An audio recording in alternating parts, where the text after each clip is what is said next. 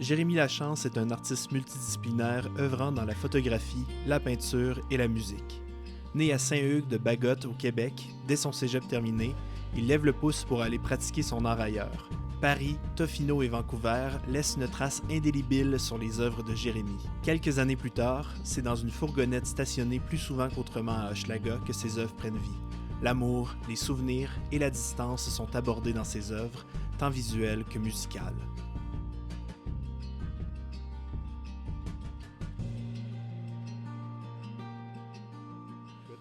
J'ai vu récemment que ton EP, par absence d'avoir eu le temps de le dire, a célébré ses 1 an. Ouais, effectivement. Yes. Ouais. C'est quoi l'aventure derrière ça? L'aventure derrière ça, c'est quand même beaucoup de travail. Là. Je pense que ça faisait longtemps que ces compositions-là, ils étaient comme dans ma tête, puis qu'il fallait qu'un moment donné que ça sorte. Là. Puis ce EP-là, c'était un peu genre un amalgame, là, pêle-mêle de ça, de différentes chansons là, que j'ai lancées pour que ça soit classé, puis que je puisse penser à des choses un petit peu plus récentes, d'une certaine manière. Là. Ouais. Ouais, fait que c'est quand même pas tant conceptuel. Puis les prochains, j'espère que ça va l'être plus conceptuel. Pas nécessairement conceptuel dans le sens de musique contemporaine classique, là, mais dans le sens de quelque chose là, qui se tient vraiment ensemble dans les textes puis dans les thèmes. Puis ouais. Je pense cool, que ça dirige vers ça. Fait que c'était un beau terrain de jeu, ça, comme première expérience de... Ouais, je pense que ouais. Puis aussi, tu sais, c'était comme la première fois que j'enregistrais de quoi qui était plus professionnel, puis que je le lançais d'une manière qui était plus professionnelle, avec aussi, tu sais, avec les Francouvertes. J'avais fait les Francouvertes en 2019-2020, je sais plus trop. Ouais, c'est flou cette époque-là. C'est complètement flou. Puis pendant la pandémie. Ouais. Puis ouais, c'est ça. Puis ça a comme donné assez de crédibilité au projet pour que que des gens l'écoutent finalement, ce projet-là. Ben oui, hey, je l'ai réécouté un matin en me revenant ici, là, puis en préparant mon café, bol de Cheerios, etc. Puis c'est vraiment un bel album pour débuter une journée, là, je trouve. Bon savoir. Ah là, je l'ai écouté à toutes les sauces, là. Je l'ai écouté à job le soir, puis non, sérieux, un matin, ça a fessé différemment, là. Ah, c'est super. C'est un bon album de matin. Ouais. Puis là, j'ai redécouvert... Je l'avais... Quand on s'est rencontrés, je l'ai écouté. Puis là, je l'ai comme réécouté ce matin. Puis j'ai été hit différemment par la passe de guide dans Maison plus commune. Ouais. Hey, ça, là... ça, c'est... Ouais. Ça fait du bien, ça. C'est ce que le monde se bon, rappelle, c'est beau, ça. là. Wow. Ouais, Non, super. sérieux, j'étais très heureux de te découvrir musicien parce que je pense que je m'étais abonné à ton Instagram à la base pour les photos et tout. Puis c'est ça, j'ai découvert ton... Ouais, au début, en fait, mon Instagram, j'avais comme un Instagram de musique puis un Instagram de photos, puis j'ai comme réalisé que je représentais la même personne puis la même entité, puis ça collait ensemble de juste tout mettre à la même place, puis qu'au final, si je me mettais à séparer mes médiums, ben là, j'allais me ramasser avec un Instagram de photos, un Instagram de musique, puis après ça, ben, tu sais, j'étais seté dedans ces deux médiums-là. Puis si je voulais explorer plus loin, ben je pouvais pas parce qu'il fallait que je me crée un autre Instagram ou un autre profil. Fait que ça m'a permis ça, je pense, ben tu sais, juste de tout mixer ça ensemble. C'est comme, bon, je fais qu'est-ce que je veux, je fais de l'art, point, puis je sais pas où est-ce que je m'en vais trop avec ça. T'sais. Ouais, c'est ça. Ben, je comprends beaucoup. En sortant de photos, moi, j'ai comme voulu beaucoup séparer en fait, séparer la personne artistique que j'étais versus mes trucs plus commerciaux. Tandis que là, j'essaie comme de ramener plus mon côté artistique dans mon commercial parce que je sais qu'au final, ça va m'attirer des projets qui vont me ressembler plus, puis des gens qui vont rechercher cette vision artistique-là. Là. Ouais. Je pense qu'en éducation, justement, là, surtout en photo, j'ai l'impression que on stagne. Ben, en tout cas, à Concordia, là, il y a comme un aspect super traditionnaliste de la photo qu'il faut étudier. Puis après ça, quand tu veux explorer plus loin que ça, ben, c'est possible dans certaines classes, mais en même temps, tu sais, genre, en éducation, tu vas te ramasser à vouloir faire quelque chose qui est comme de la photographie parce que tu étudies en photographie, mais tu sais, quand est-ce que ça devient plus de la photographie, qu'est-ce que tu fais, puis là, ben, c'est dur à définir, je pense. Non, c'est ça. Fait que t'es allé à Concordia. Ouais, c'est ça. Ouais. J'ai lâché, en fait. OK. Je viens de lâcher, en fait. Je suis un new dropout là, depuis décembre. Là. D'accord. Ouais, à cause de la pandémie, là, c'était vraiment bordélique. Bordélique. Si je peux me permettre, là. Ouais, c'est non, c'est ça. C'est un peu cette expérience-là partout, là. Effectivement. Ouais. OK. Puis comment tu te sens d'avoir Ça fait du bien, parce que Ça fait du bien, ok. je commençais à avoir de la haine envers l'art, en général, pas juste l'école. Là. Je commençais à genre détester faire de l'art, je prenais plus de photos, puis c'était vraiment pas le fun. Là. Ok. Si j'allais à Concordia, c'est parce que j'aimais ça, faire de la photo. Ben oui, c'est ça. Puis en allant à Concordia, c'est à cause que c'était super fun les 2 premières années, puis après ça, la troisième, là, c'était comme... j'ai comme fait 1 an en personne, 1 an en ligne, puis là, au début de la troisième, là, c'était vraiment rendu le trop. Parce que j'ai fait mon année en ligne, en fait, de Tofino, en Colombie-Britannique, fait que c'était fun, tu sais, faire ça en ligne, là. C'est comme... en fait, c'était libérateur de me ramasser sur des bancs d'école, mais de pouvoir faire du surf le jour. Ouais, c'est ça. Ça a ouvert cette belle possibilité-là, mais c'est vraiment un couteau à double tranchant un peu. Là, exact. Puis là, j'étais supposé retomber en présentiel. Fait que je suis revenu au Québec, puis là, c'était comme, ben non, c'est pas en présentiel finalement. Fait que c'était comme, non, je pouvais pas continuer dans cette avenue-là, mettons. Là. Okay. Juste que pour l'instant. J'ai pas une haine profonde au point de plus jamais retourner à l'école, mais en ce moment, c'est vraiment trop... c'est trop... chaotique pour faire non, ça. C'est ça. Le temps que les choses se replacent, puis de... Exact. C'est ça. On étudie en art, là, c'est pas... on devient pas médecin, on n'a pas besoin d'un bac pour faire qu'est-ce qu'on fait, t'sais. Non, c'est ça. Ouais. Yes, tu parles de Tofino. Ouais. C'est le surf ou la photo qui est arrivé en premier dans ta vie? En premier, c'était le surf. Parce qu'avant, en fait, je me disais... Parce que je voyageais beaucoup avant, puis j'étais comme, je vais me souvenir de ces moments-là, j'ai pas besoin d'appareil photo, fait que je prenais pas de photos.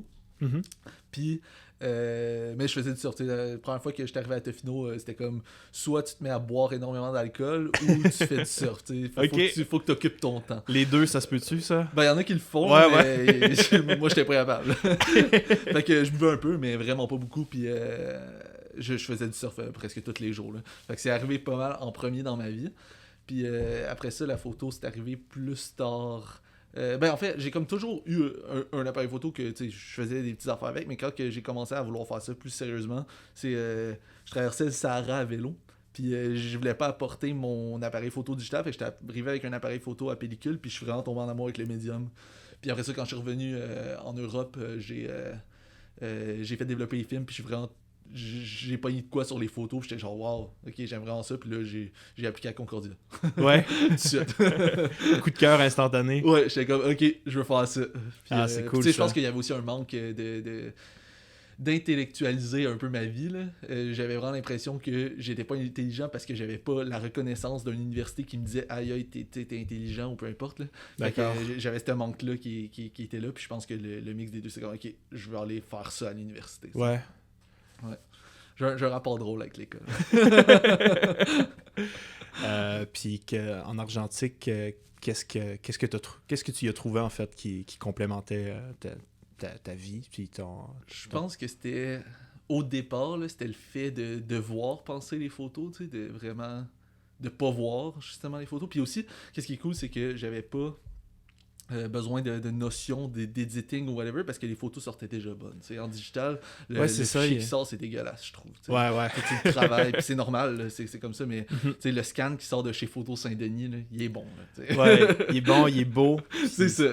Ouais. Ça se publie déjà, mais en digital, je trouve ça vraiment pas beau, un fichier digital. Fait qu'il y a tellement de travail à mettre derrière, puis c'est normal. En même temps, le scan, il va faire tellement de travail avec de l'argentique que c'est comme ça justifie finalement de travailler des fichiers digitaux. Là. C'est un fichier de travail, là. C'est pas un fichier final, je pense. Là. Mais ouais, il y avait ça.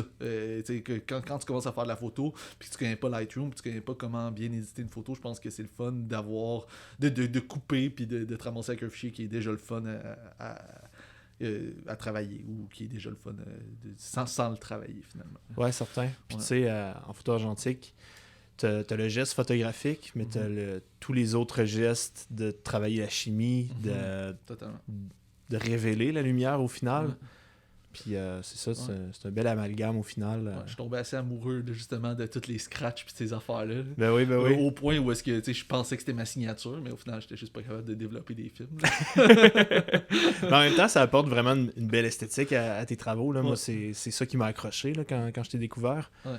Puis justement, parlant d'usure et de scratch, t'as un projet où tu documentes un water leak dans ta caméra. Ouais, j'ai conceptualisé ça finalement, les scratchs. Oh yeah! Avec Concordia m'a appris bien des affaires, dont ça. Comment conceptualiser n'importe quoi. Mais ouais, non, c'est dans le fond, j'ai commencé à avoir. J'ai passé 2 caméras avant. Quand j'ai commencé à faire dans le fond, après le voyage dans le Sahara, j'ai décidé tu sais, j'étais à Tofino, puis je me suis dit, je vais faire de la photo de surf. C'est de quoi qu'il y a à faire là-bas, puis c'était bien le fun, anyway, faire de la photo de surf. C'est un peu comme de la street photography, tu sais, c'est rapide, faut que tu fasses ça maintenant, puis il y avait comme le même thrill, un peu. Fait que je me suis mis à faire ça, puis j'ai brisé 2 caméras en faisant ça. Puis là, la troisième a commencé à se briser, puis tout ça, puis je me suis dit, je vais documenter ça, tu sais, sur les photos, l'évolution de cette scratch-là, de ces scratchs-là, justement, de l'eau qui rentre, puis que, finalement, elle change elle change le film, d'une certaine manière, là. Mm-hmm. C'est comme un film sous, mais pas voulu. Ou, dans mon cas, il était très voulu, tu sais. Ouais, c'est ça. Puis, j'ai documenté ça, dans le fond. Puis, finalement, la caméra, elle marche encore, puis elle va super bien, là. Parfait, c'est ça. c'est fun. De laisser une minute dans le riz, puis... non, mais c'est ça. C'est parce que les 2 premières, ils étaient électriques, ou électroniques d'une certaine manière, là. Mais la troisième était toute mécanique. Fait que quand il y a un leak, tu l'accroches au soleil pendant une journée, puis il est correct, tu sais. Okay. Et ça arrête pas de fonctionner, ces caméras-là. C'est complètement fou, là. Ouais. Moi, la mienne vient de chez Renaissance, puis je l'aime, là, je m'amuse, je la garoche partout, puis exact. C'est ma meilleure chum, là. Ouais, c'est ça. Ouais, non, mais c'est ça. Mais tu sais, aller dans l'eau, tu penserais que ça brise vraiment plus facilement que ça, tu sais, des caméras. Mais celle-là est correcte, tu sais. Mais les plus récentes de ce type-là, c'est une caméra Nikonos, là. C'est le classique qui faisait les covers de films de surf dans les années 1970. Okay, ouais. De films de magazines. Ces caméras-là, tu sais, les anciennes, ils vont super bien. Là. C'est vraiment dur à briser. Là. Mais en même temps, ça se brise vraiment bien si tu y fais pas attention. Là, mais c'est ça. C'est comme. C'est ça. Des caméras argentiques. Là. Ouais. Dans ce projet-là, quand tu approchais les surfeuses et surfeurs, c'est-tu des gens que tu connaissais déjà? Tu te pointais là, tu commençais une discussion, puis... un peu des deux. Tu sais, ce qui est le fun... Parce que dans le fond, j'ai fait beaucoup de street photography avec, puis je vois vraiment le parallèle avec la surf photographie, là, mais street photography, j'étais pas capable de mettre de l'éthique dans tout ça. Là, d'accord. Fait que j'avais vraiment de la misère avec ça, mais en surf photographie, le monde veut vraiment se faire prendre en photo. Ils veulent montrer sur leur Tinder puis sur leur Instagram qu'ils font du surf, tu sais. Quand ils voient quelqu'un avec une caméra, ils se lancent dessus, là, tu sais. Fait que c'est vraiment le fun pour ça. Il y a toujours de quoi à prendre en photo quand t'es dans l'eau, si tu sais où te placer puis tout ça. Il y a toujours quelqu'un qui va te foncer dessus, tu sais. Fait que c'est vraiment le fun pour ça.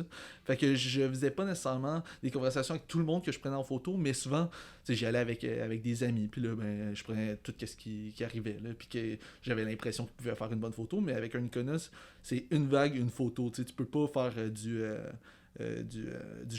shuffle, dans le fond, prendre plein de photos en rafale. Seconde. En rafale, excuse-moi. Fait que c'est ça. C'est comme, faut que tu craignes, puis après ça, tu prennes la photo, mais le shutter est tellement fait bizarre que tu peux pas prendre plus qu'une photo par vague parce que tes photos vont être dégueulasses. Non, ça, il faudrait un 6-pack sur la main aussi en même temps, là, pour, c'est ça. pour aller aussi vite. Là. Mais c'est ça. Ça marcherait pas. Ouais. Est-ce que tu travailles de la même façon en photo et en musique? Est-ce que... c'est drôle de plus en plus. Mais j'essaye, en fait, de plus en plus de mixer les deux puis de mixer ma pratique artistique pour qu'elle se ressemble. D'accord. Puis comment ça se traduit, ça?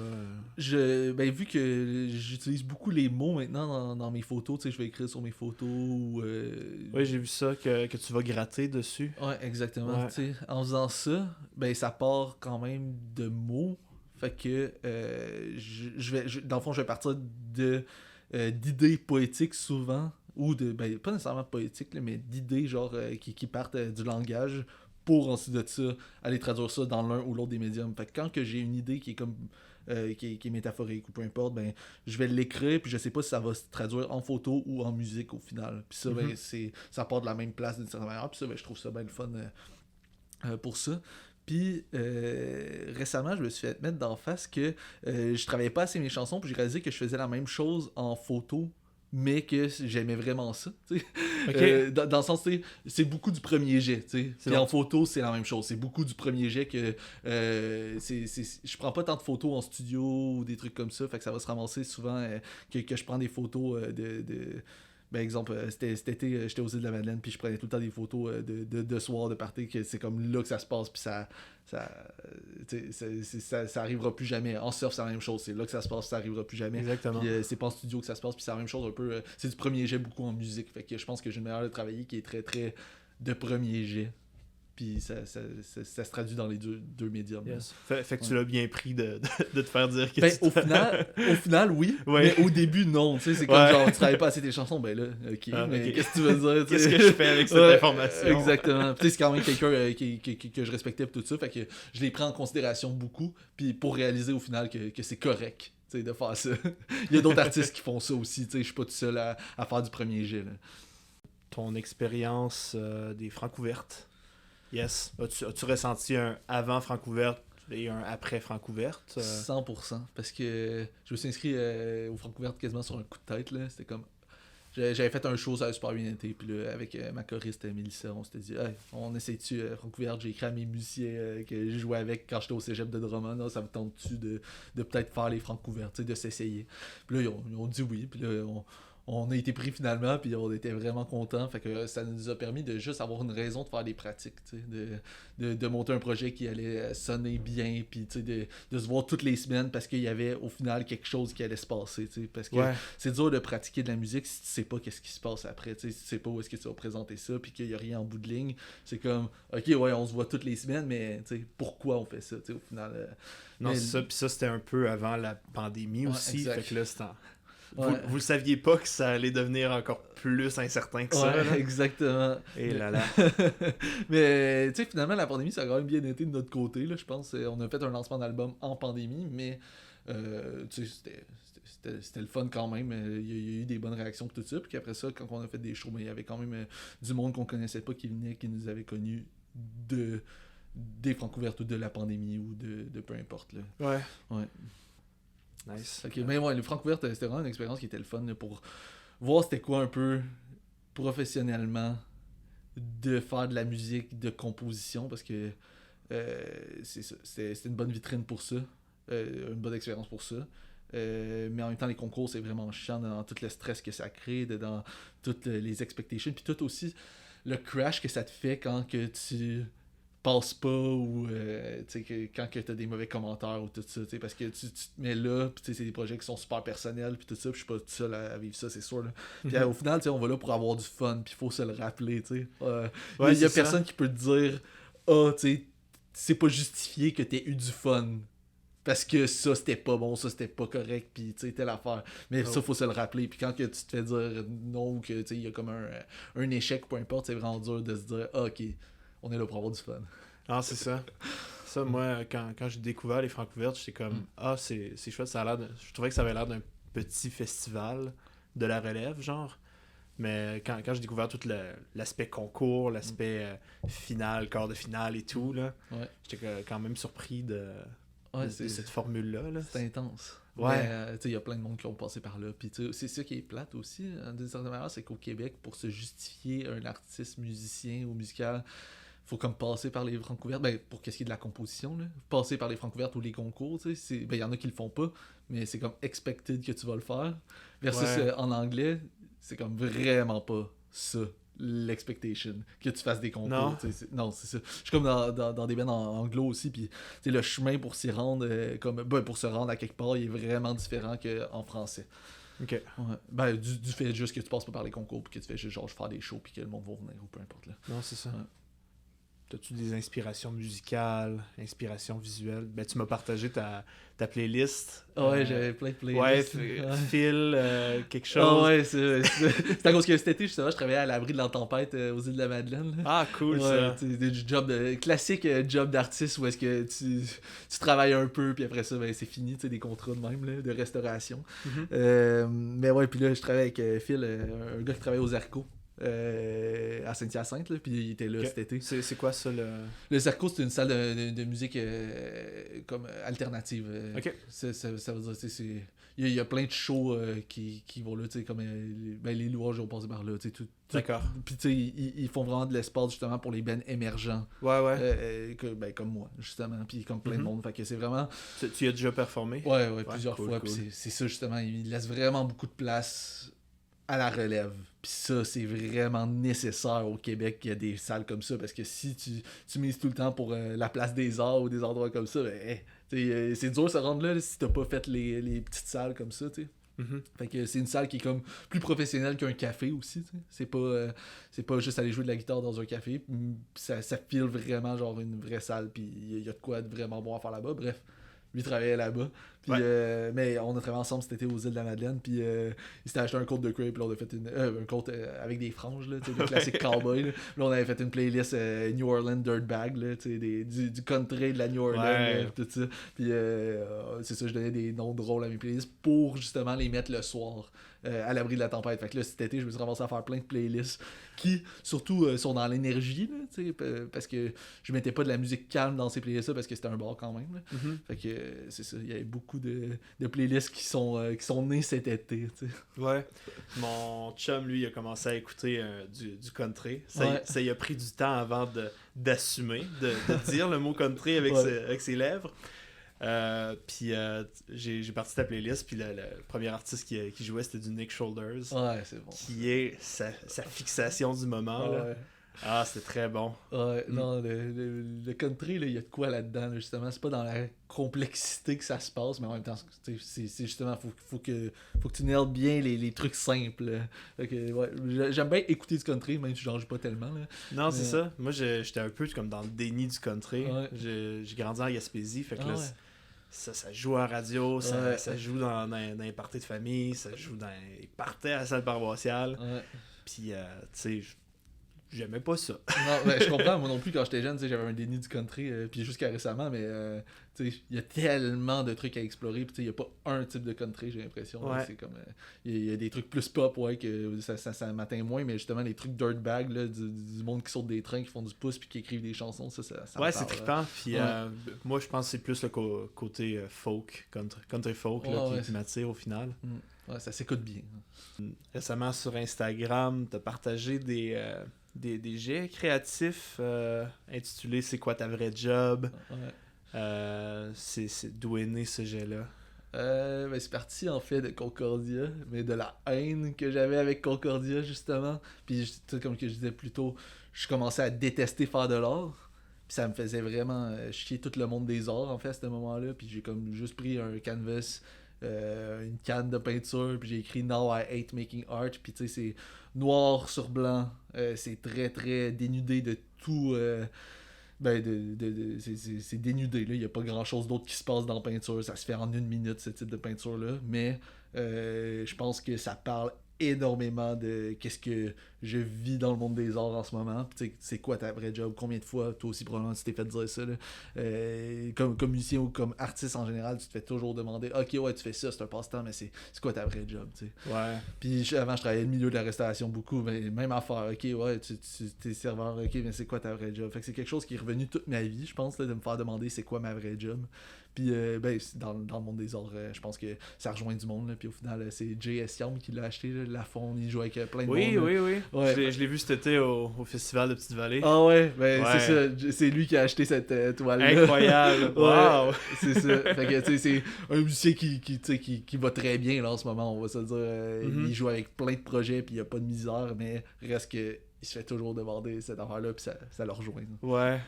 Ouais. Ah, il était une belle bébite pendant cet été au festival. Là. Ouais. C'était le musicien avec le plus d'ordi autour de lui. Ah ouais, c'est ça. Puis il est trippant à voir. Là. Totalement. Moi, j'ai rencontré au Francouverte, justement, on était dans la même cohorte. Puis on a vraiment cliqué aussi parce que on s'entendait bien, tu sais, on était sur la même vibe, puis finalement on travaille ensemble souvent. C'est lui qui a fait mon mastering sur mon EP, puis c'est lui qui va faire le mixage sur mon album. Moi je fais un vidéoclip pour lui bientôt, puis tout ça. D'accord, cool ça. C'est ça, c'est vraiment le fun. On a cliqué ensemble. Ben oui, des belles collabos ça. Ouais, exactement, c'est ça. Mais ouais, pour revenir aux toiles, là, je pense que c'est ça, c'est vraiment justement par haine puis par violence intérieure là, que j'ai voulu faire ça. Puis justement, tu sais, le fait que ça soit du graffiti sur du graffiti, quelque chose qui ressemble à un look plus graffiti puis plus raw sur des toiles, ça fait que, selon moi, du moins, là, c'est quelque chose qui est plus personnel, parce que c'est vraiment pas genre, j'ai pas pris le temps de le faire, c'est du premier jet encore une fois, puis c'est là que ça se passe, c'est ça l'émotion que tu, s'il y a des coulisses puis que c'est dégueulasse, ben peut-être c'est parce que je file dégueulasse avec ça, tu sais. Yes. Fait que c'est pour ça. C'est aussi le fait que ça te prenne 1 minute à faire sur un canevas, avec le strict minimum du matériel, ça va au contraire de qu'est-ce qu'on s'attend de l'art, le beau avec un grand B, là. Exact. Ben tu vois, ma mère comprend pas, mon père comprend pas, ma soeur non plus, tu sais, ma famille, ils sont vraiment genre, ils se demandent bien comment, tu sais, pourquoi je fais ça. Puis il y a beaucoup de questions qui se passent dans la famille, mais aussi dans mon entourage proche, que genre, depuis que je fais ces œuvres-là qui sont plus dénudées, je pense que je perds du monde, puis j'en gagne d'une certaine manière. Ça n'a jamais été autant genre polarisé. Ben, tu sais, je dis polarisé, mon art est pas polarisant, là. Mais, mais ça l'a jamais été autant. Avant, je faisais des trucs que j'avais l'impression qui étaient, tu sais, c'est beau.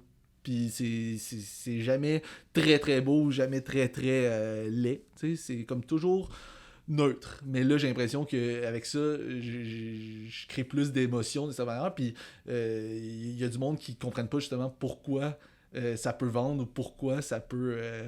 Que je peux appeler ça de l'art quand au final je fais ça en 1 minute, tu sais. Puis moi, ça me plaît de savoir qu'il y a du monde qui se pose la question, tu sais. L'art a une grande place pour soulever les questions, là. Puis, tu sais, il y a quelque chose de très subversif dans ce que tu crées dans ça. Puis c'est beau, en fait, que les gens comprennent pas. Ouais, ben, j'aime ça. Ben, c'est sûr qu'il y en a qui comprennent, mais c'est ça. Je pense qu'il faut avoir été dans le milieu des arts peut-être pour comprendre. Ou dans une certaine facette de. Je pense que historiquement, ça se tient bien dans l'art. Je suis pas le premier à faire ça du tout. Puis j'ai pas la prétention de réinventer quelque chose. Mais moi, c'est le média. Je suis pourri en dessin. Je pourrais jamais faire des trucs des trucs plus réalistes tout ça. Mais je pense que ça, c'est ma manière de communiquer une idée que j'ai dans ma tête. Puis c'est ça. C'est de même que je le fais. Ben oui, c'est ça. C'est une. Très, très charnel, c'est très toi au fond, là, c'est ce que j'argumenterais, que c'est très moi. Puis t'as aussi fait une pièce avec des ramen récemment. Mais là, tu visais plus précisément Spotify. Ouais, Spotify, en général, je pense que c'est le système de rémunération là, de streaming là, qui est comme qui est brisé. Là. En gros, dans cette œuvre-là, j'avais pris des ramen, j'avais écrit Spotify Weekly Ration dessus chaque ramen. J'avais pris 52 ramen parce que c'était en gros ça que j'avais fait dans une année. J'avais fait. Dans une année, ça non, c'est pas exactement ça parce que c'était un beau au début, mais si, exemple, je reste sur le nombre de streams que j'ai en ce moment, là, ouais. Puis que je mets ça sur 1 an, mais au final, je peux m'acheter un ramen semaine. T'sais. Ok. C'est rien, là. Non, c'est ça, c'est rien. C'est que dalle. Fait que c'est ça. J'ai comme pris ça. Puis je me suis dit, bon, c'est vraiment abstrait de se dire que c'est 0,004 $ par stream. C'est quoi ça veut dire ça? Combien de streams que ça fait un artiste? On sait jamais. Mais moi, ça l'équivaut à ça, matériellement, une pile de ramen, de 52 ramen. Puis c'est ça, c'est rien. C'est dégueulasse. Ouais, exactement. C'est une critique de Spotify. Je sais que Spotify s'en calisse au final là, que j'ai fait ça. Mais moi, ça me permet de peut-être faire comprendre à 1 ou 2 personnes c'est quoi manger comme un artiste. C'est quoi la diète. Ben, c'est pas vraiment ça la diète d'un artiste, mais j'en mange en tas des ramen. Puis au final, si je faisais que vivre de Spotify, là, ce que le monde pense. Tu sais, le monde pense qu'en écoutant un artiste sur Spotify, tu l'aides. D'une certaine manière, oui, peut-être dans sa visibilité et tout ça, mais ça va plus loin que ça d'aider un artiste. Surtout au Québec. Là, ouais, surtout au Québec, avec la petite scène qu'on a. Là. Mm-hmm. Tout le monde se connaît, tout le monde est ami. C'est ça. Ouais. Puis il y a juste place à l'entraide. Là. Ouais, totalement. C'est ça que je pense. Je pense que ça peut aller plus loin que Spotify. D'aller voir un show d'un artiste. Là, ça aide. Là, ouais. Ça aide aussi dans dans se sentir bien après un show. Là. Tu fais un show devant du monde, ben c'est le fun. Si on fait de la musique, c'est pour la faire devant du monde aussi. Là. C'est pas pour regarder ça pour toi et tes amis. Là. Fait que quand que tu montes ça en show puis qu'il y a du monde que tu connais pas qui viennent, c'est vraiment valorisant, je pense. Puis de faire ça à des artistes, de juste aller voir des shows, il y en a tellement des petites salles que ça coûte 10-15$. Non, c'est ça. Puis tu sors de là puis tu te sens bien après. Là. Vraiment. Puis tu sais, quand tu écoutes la version enregistrée d'une chanson, c'est comment elle a été réfléchie à ce moment-là. Puis le voir en live, tu as toujours comme l'évolution de cette pièce-là. Comment elle a grandi avec l'interprète, puis comment c'est toujours des redécouvertes un peu. Totalement. Puis ça, c'est super beau. Moi, c'est ça qui me fait triper les shows en live avant tout. Là. Ouais. Puis les plateformes de streaming, c'est à la fois la meilleure affaire qui est arrivée, mais vraiment la pire qui est arrivée. Parce que ça ouvre un monde de découvertes au final. Totalement. Mais avec zéro reconnaissance au bout de la ligne. Ouais, exact. Ouais, c'est ça. Pour point de vue consommateur, c'est malade. Tu as accès à tellement de choses. Puis moi aussi, là, je découvre tellement d'affaires sur les plateformes de streaming. Là, puis c'est vraiment le fun pour ça. Mais en même temps, c'est ça. C'est que ça paye tellement pas. Là. Je sais pas, c'est ça. Je pose une question avec ces œuvres-là, mais j'ai aucune idée comment y répondre. Je sais pas c'est quoi la solution au final à ça. Parce qu'il y a du monde qui gagne là, de ces plateformes de streaming-là, mais c'est certainement pas monétairement qui gagne à ça. Fait que je pense qu'il y a vraiment des questions à se poser sur comment on rémunère les artistes à travers ça. Puis, ben, c'est pas à moi d'y répondre d'une certaine manière. Non, ça, mais en proposant cette question-là aux gens qui te suivent sur les réseaux sociaux puis dans la vie, c'est déjà un bon départ là, peut-être d'ouvrir les yeux sur ça. C'est la moindre des choses pour débuter là, d'ouvrir les yeux des gens.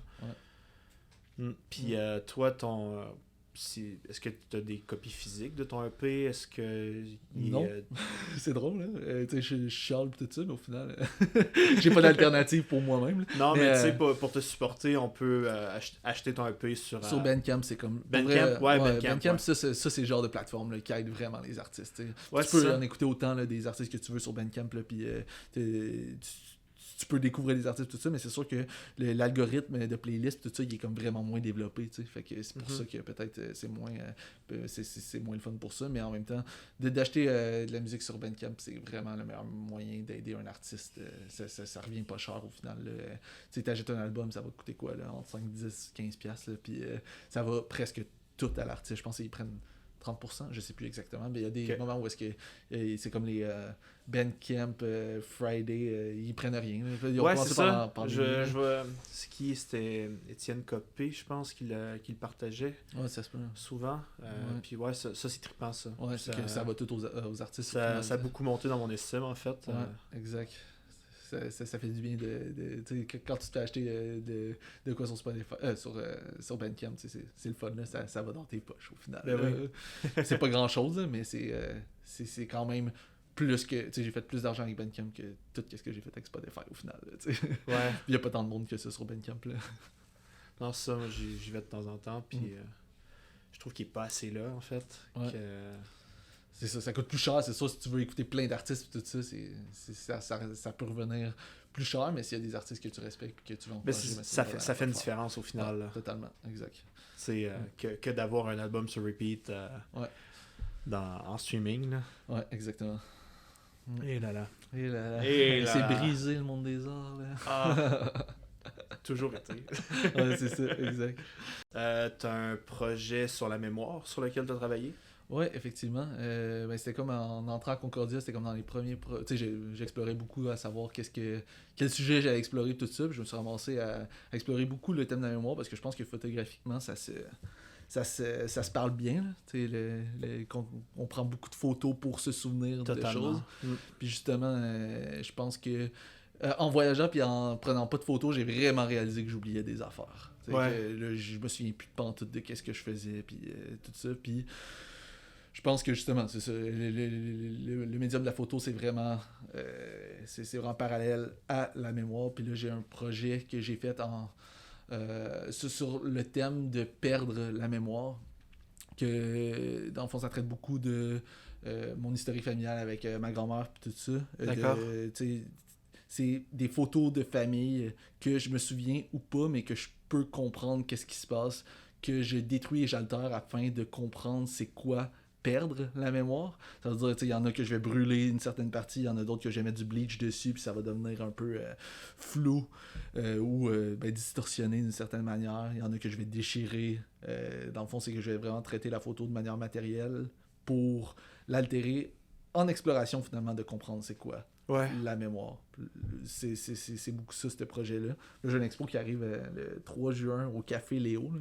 C'est le fun de monter de quoi pour quelque chose. Comme que je disais plus tôt, quand que tu vois une fin, ça te pousse à genre le faire, tout ça. Ouais. C'est là-dessus que je travaille beaucoup, mais dans le fond, je revisite beaucoup ce que j'ai fait avec ce projet-là.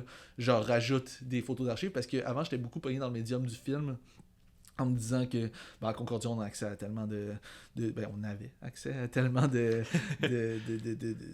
facilities qui étaient film forward. Là. Ouais. Fait que je travaillais beaucoup avec les négatifs, puis quand j'avais des photos que j'avais pas les négatifs, ben je les mettais de côté, mais là je revisite ces archives-là en regardant aussi les photos qui sont papier, puis tu sais, dans le temps, ma mère achetait presque tous les négatifs, là, fait qu'il y a tellement de nouvelles photos qui apparaissent que je peux retravailler, puis repurpose. Fait que c'est vraiment le fun pour ça. Fait que là je travaille beaucoup là-dessus en ce moment, à détruire des photos finalement. Ouais. C'est... en art, on est souvent appelé à assumer le rôle de destructeur aussi pour nos projets. Puis c'est la première fois que tu assumes ce rôle-là. Qu'est-ce que tu veux dire par destructeur Ben, tu sais, on crée beaucoup, Ouais. mais aussi, on va, comme tu dis, altérer des trucs volontairement, vouloir détruire pour mieux comprendre dans toute cette idée-là. Ouais. Dans ce projet-là, c'est-tu la première fois que... Ben, je me suis vraiment posé la question là, parce que j'étais pas capable de. Tu sais, éthiquement, il fallait que je me pose la question, ok, mais je suis en train de détruire des archives familiales, là, pourquoi je fais ça, pis tout ça. Mais historiquement, tu sais, de mettre des X sur des visages, puis d'altérer des photos, ça a été fait à des fins qui sont pas nécessairement bien vues. Tu sais, exemple. Là, je me souviens plus c'est en quelle année, là, mais le Times pendant...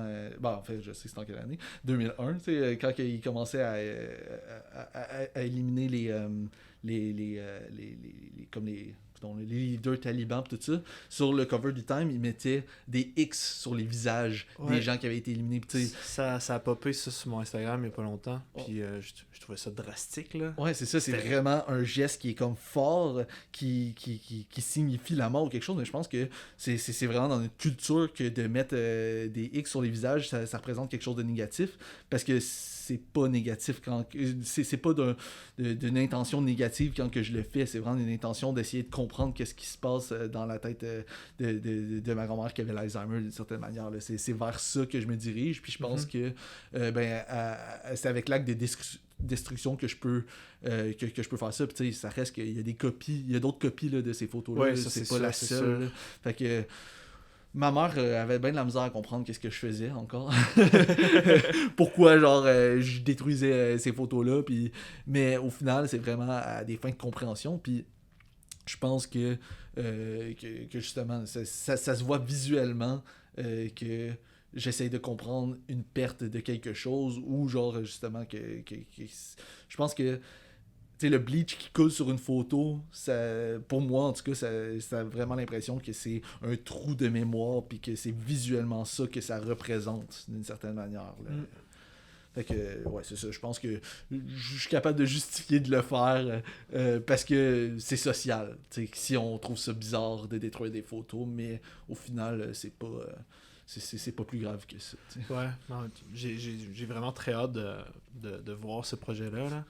C'était 3 juillet, t'as dit 3 juin. 3 juin. Au Café Léo, puis après ça, on fait un petit spectacle. J'essaie de mixer les deux. Nice. Ouais, fait que ça va être violon, violoncelle, guitare, 2 voix. Fait que ça risque d'être assez cosy, puis tout ça. Puis il y a une exposition avant là, qui est. Que le vernissage dans le fond. Cool ça. Non, ça, le sujet que tu traites, ça me touche beaucoup. Puis non, déjà là, sur papier, comment tu m'en parles, ça m'interpelle beaucoup. Là. J'ai très très hâte de voir ça.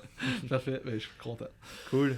Mis à part cette expo-là, est-ce que tu as d'autres projets qui s'en viennent? Tantôt, j'ai cru entendre un album en chemin. Ouais, effectivement, là, pour les dates, tout ça, je sais pas trop où est-ce que ça se dirige. J'aimerais ça que ça se passe vers l'automne, idéalement. Mais justement, là, je suis rendu dans la période d'écriture de cordes, de violon, violoncelle pour l'album. D'accord. Fait que, il y a vraiment une grosse partie qui a été faite. Puis, la plupart des textes ont été écrits en 3 jours cet été.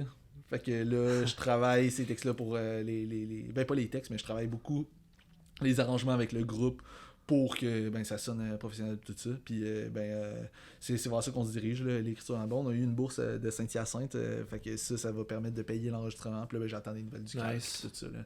Le classique recherche et création du calque. Là.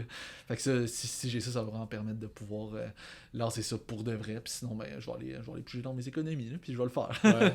Je pense que c'est en ce moment que le calque donne ses réponses. Ouais, je pense que ouais. Ouais. Ça devrait pas tarder. Ouais, en espérant que ça soit... C'est ça. Ce serait le fun. Ben oui. T'as-tu une formation musicale quelconque? Ouais, c'est quand même fixe parce que j'aime mes musiciens, puis parce que aussi il y a beaucoup dans le processus de création post le squelette, là, ça veut dire tout ce qui est mettre la chair alentour des chansons. Là. Fait que c'est Antoine Saint-Onge qui était à la base, que j'ai travaillé avec lui beaucoup quand j'étais au cégep, là, on faisait du jazz ensemble. Là. Ouais. Guillaume Scott, que lui il joue du pedal steel, de la guitare, quelques harmonies en arrière. Justement, lui, c'est quelqu'un avec qui j'ai été au secondaire puis qui a été au cégep après à la même place que moi. Mélissa, c'était la première qui a comme rejoint la formation actuelle. Puis je l'ai comme croisé au cégep, tout ça, mais au cégep, j'étais assez introverti d'une certaine manière, fait que je parlais pas beaucoup aux gens, mais je l'ai croisé dans l'Ouest à Victoria. Là, en fait, j'étais à Tofino et à Victoria. On était genre, on se connaît, on va jouer de la musique ensemble un peu. Fait que là, elle est arrivée à Tofino un moment donné, puis on a joué des chansons, tout ça. On s'est pas reparlé pendant vraiment longtemps, puis un moment donné, je me suis réveillé dans un appart à Hochelaga dans lequel j'habitais, puis elle était là. Fait que, elle avait dormi là, puis là, j'étais genre, salut. Là, on a gratté 2-3 chansons, puis j'étais genre, ça tente de faire un show. J'ai un show qui s'en vient, puis là, finalement, c'est le même que c'est parti. Cool. Puis après ça, j'ai Olivier Tanguay, que j'ai jamais vraiment joué avec lui avant cette formation-là, mais je savais qu'il aimait bien mon projet. Ça me tentait de travailler avec du monde que ça leur tentait d'être là. T'sais. Ouais. Fait que je l'ai choisi inévitablement pour faire partie du projet. T'sais. Fait que ouais, c'est pas mal ça. Les musiciens avec qui que je joue en ce moment. Là, puis après ça, je rajoute 2 cordes que là, c'est 2 personnes que je connais de... George Well, qui est un groupe dans lequel mon guitariste et mon bassiste jouent. Okay. Puis c'est ça, c'est avec eux que je compte travailler là, pour enregistrer tout ça, mais là je suis dans l'écriture tout ça, je vais leur apporter les partitions en temps et lieu dans les prochaines semaines. C'est ça, fait que c'est cette formation-là surtout. J'aime bien travailler avec Jess Young justement là, pour qu'est-ce qui est de la post-production. Ouais. Parce que il est super sympathique là, aussi. Là. Fait que il y a ça. Puis c'est pas cette équipe-là, je pense, là, qui revient souvent. Là. C'est ça.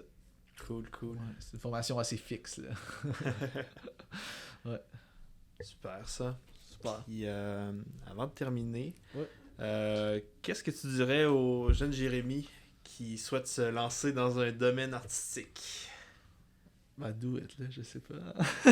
Non, mais pour vrai, ouais, parce que on s'habitue à la précarité, hein.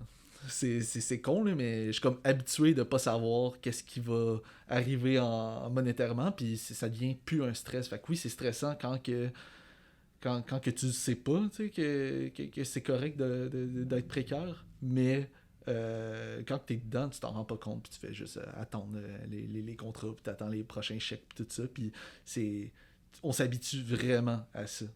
Ouais, puis aussi, il y a moyen d'aller dans les contraintes, il y a moyen de trouver des moyens plus audacieux d'arriver à nos fins, là. Ouais, je pense que, justement, c'est dans les contraintes qu'on peut être créatif, tu sais. Ouais. Je pense à Mapplethorpe, qui est... tu connais, t'as été dans la photo. Ouais. C'est ça, qui faisait des œuvres dans sa chambre avec... il a travaillé les Polaroids parce qu'il y avait un Polaroid où, il faisait des œuvres avec des petites culottes puis des trucs vraiment qu'il trouvait, ou Basquiat qui peinturait sur des portes puis des trucs qu'il trouvait dans la rue. Moi, je pense que, justement, c'est dans les contraintes. C'est pas dedans... la richesse puis dans la bourgeoisie que je vais être créatif de toute façon, fait que autant bien profiter de cet élan créatif là que m'apporte la précarité, t'sais. Ouais. C'est ça. Nice. C'est où puis comment qu'on peut suivre tes travaux? On parlait de Bandcamp tout à l'heure, justement, pour te supporter. Ouais, c'est ça. Ça veut dire ça va être sur toutes les plateformes où est-ce qu'on peut trouver de la musique normalement. Puis via mon Instagram, je suis quand même assez actif sur poster pas mes projets, mais poster qu'est-ce qui arrive ou des éventuels projets. Puis sinon, sur mon site web que je refais une fois de temps en temps pour mettre à jour mes projets. Je pense que pour qu'est-ce qui est visuellement, c'est surtout là que ça se passe, là, sur mon site web. Là. Cool. Ouais. Voilà. Jérémy, content d'avoir fait ta connaissance. Pareillement, c'était super sympathique. En ce doux matin à Hochelaga. Ouais, effectivement, Hochelaga, le quartier des artistes. Yeah. Ouais, merci pour le café. Ah, fait plaisir. Cool, merci beaucoup. Merci. Pour rester au courant des prochaines discussions, suivez-nous sur Instagram. Vous pourrez y trouver les liens vers les différentes plateformes d'écoute, ainsi qu'un lien vers le serveur Discord pour discuter du podcast avec d'autres auditeurs. Merci pour votre écoute et à très bientôt.